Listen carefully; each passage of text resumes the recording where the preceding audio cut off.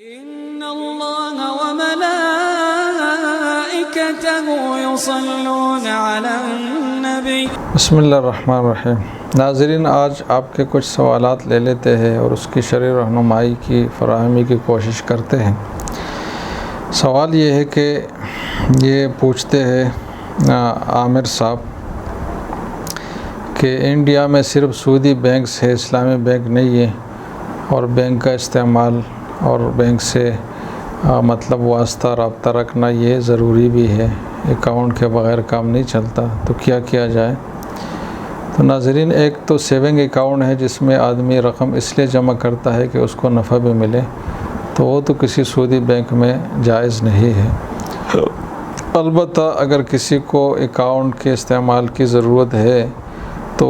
ضرورت جو ہے وہ کرنٹ اکاؤنٹ بنانے اور اس کے استعمال کرنے سے پوری ہو جاتی ہے، اور تمام مفتیان کرام نے بوقت ضرورت کرنٹ اکاؤنٹ کی اجازت دی ہے سعودی بینکوں میں بھی کھولنے کی، اگرچہ اس کو ایک مجبوری کے درجے میں رکھا گیا ہے کہ اگر کسی کو مجبوری ہے تو صرف اس کے لیے حکم ہے، لیکن جب آپ نے یہ بات کی ہے تو ظاہر ہے کہ کاروباری آدمی ہے اور اس کے پاس متبادل اسلامک بینکس کی صورت میں نہیں ہے، تو ان کو بالعموم ضرورت ان کو پڑ جاتی ہے، لہٰذا اگر کسی کو ضرورت ہے تو وہ کرنٹ اکاؤنٹ سے کام چلا سکتا ہے،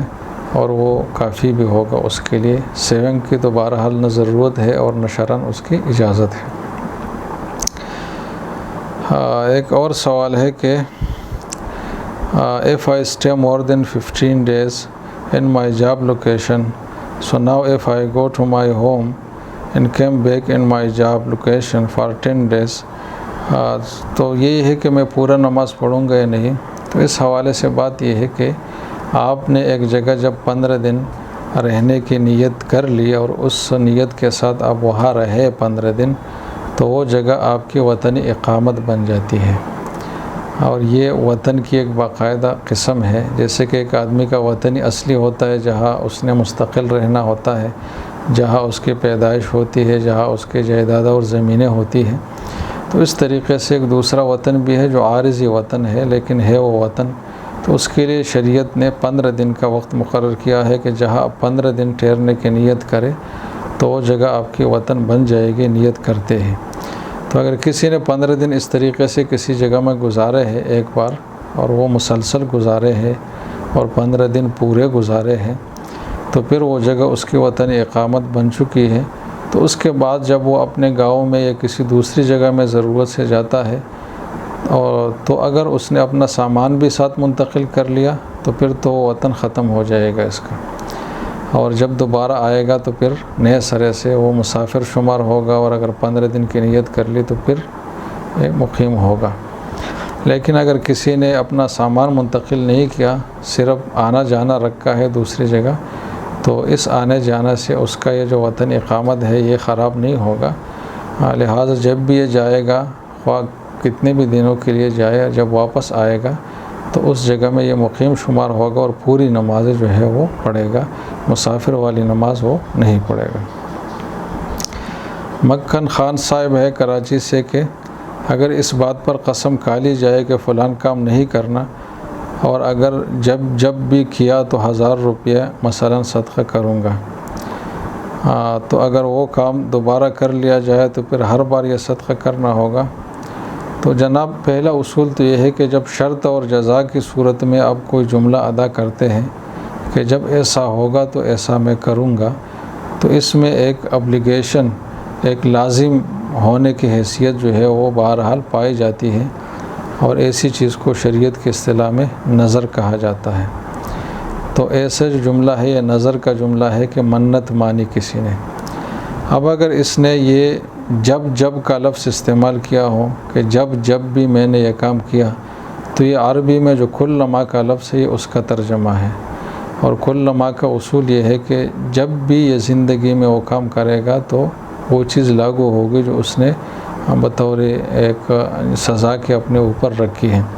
لہٰذا اس صورت میں یہ آدمی جب بھی جو ہے وہ فلاں کام جس کی قسم اس نے اٹھائی ہے وہ کرے گا، تو اس پہ 1000 صدقہ کرنا لازم ہوگا، اور اس کا کوئی اور متبادل نہیں ہے۔ البتہ اگر یہ کمپوزنگ کی غلطی سے ڈبل جب لکھا گیا ہے اور اس نے صرف اتنا کہا ہے کہ جب بھی میں یہ کام کروں گا تو 1000 روپے صدقہ کروں گا، تو یہ عربی میں جو اذا کا لفظ ہے یا متا کا لفظ ہے یا مہما کا لفظ ہے، یہ اس کے مترادف ہے، جس میں یہ بات تو ہوتی ہے کہ زمانے کے حوالے سے اس میں تعمیم ہوتی ہے کہ جس بھی وقت میں یہ کام کروں، لیکن اس کام کی جو فریکوینسی ہے اس حوالے سے اس میں تعمیم نہیں ہوتی کہ جب بھی میں یہ کام کروں تو ایسا ہوگا، بلکہ اس میں ایک مرتبہ کرنا جو ہے وہ مراد ہوتا ہے۔ تو اگر اس نے یہ کہا ہو کہ جب بھی میں فلاں کام کروں تو مجھے 1000 روپے صدقہ کرنا ہوگا، تو پھر جب ایک بار وہ کام کرے گا تو ایک بار صدقہ کرنا اس پر لازم ہوگا، اس کا تو کوئی متبادل نہیں ہے۔ لیکن جب دوسری مرتبہ وہ کام کرے گا تو پھر دوسری مرتبہ صدقہ کرنا لازم نہیں ہوگا، اس لیے کہ وہ نظر جو ہے وہ ایک بات سے پوری ہو گئی ہے، اور وہ اس میں چونکہ تکرار افعال نہیں ہے کہ یہ کام جب بھی ہوگا تو ایسا ہوگا، تو اس وجہ سے اس میں کوئی استمرار کا معنی نہیں ہے کہ ہمیشہ کے لیے اس پہ یہ سزا جو اس نے اپنے اوپر رکھی ہے یہ لاگو ہو۔ ایک بار کرنے اور صدقہ کرنے سے وہ بات ختم ہو جاتی ہے اور نظر پوری ہو جاتی ہے۔ ایک اور سوال ہے کہ جناب کیا شیعہ کے گھر سے آیا ہوا کھانا جائز ہے؟ تو شیعہ کے حوالے سے مطلب لفظ کے ساتھ بات نہیں کرنی چاہیے، ہمیشہ عقیدے کے اوپر ہی بات کرنی چاہیے۔ تو جس شخص کا عقیدہ یہ ہو کہ مثلا قرآن میں تحریف ہوئی ہے، یا جس شخص کا عقیدہ یہ ہو کہ حضرت ابوبکر صدیق صحابی نہیں ہے، یا جس کا عقیدہ یہ ہو کہ حضرت عائشہ رضی اللہ تعالیٰ عنہا پر جو تہمت لگائی گئی تھی وہ درست تھی، یا جس شخص کا عقیدہ یہ ہو کہ حضرت علی رضی اللہ تعالیٰ عنہ یہی پیغمبر تھے اور جبریل امین کو وحی لانے میں غلطی لگ گئی کہ نعوذ باللہ کہ حضرت علی کی جگہ رسول اللہ صلی اللہ علیہ وسلم کو وحی لائے، اس طریقے سے کفریہ جو عقائد ہے، اگر کسی کا یہ عقیدہ ہے تو اس کے ہاتھ کا ذبیحہ جائز نہیں ہے جو اس نے جانور ذبح کیا ہے۔ البتہ کہ اگر اس کے علاوہ کوئی اور کھانا وہ بناتا ہے اور آپ کو پیش کرتا ہے اور اس میں کوئی حرام چیز شامل نہیں ہے تو اس کے استعمال میں بذات خود کوئی حرج نہیں ہے۔ اور جس شخص کا یہ عقیدہ نہ ہو اور بلکہ وہ محض ماتم کی حد تک شیعہ ہے یا حب اہل بیت کے دعوے کے تحت وہ شیعہ ہے اور یہ کفری عقائد اس کے نہیں ہے، تو پھر اس کے ہاتھ کے ذبیحے کو بھی حرام نہیں کہا جا سکتا۔ یہ الگ بات ہے کہ ایسے لوگ انتہائی سخت درجے کے گمراہ ہیں، تو ان سے مطلب بہت زیادہ میل جول رکھنا اور ان سے غیر محتاط رہنا یہ تو صحیح نہیں ہے، بلکہ احتیاط کے ساتھ ان کے ساتھ ڈیل اور کرنی چاہیے اور جو معاشرت ہے اور زندگی ہے گزارنی چاہیے تاکہ وہ آپ کے عقائد جو ہے وہ خراب نہ کرے۔ لیکن چونکہ وہ دائرہ اسلام کے اندر ہے اس گمراہی کے باوجود،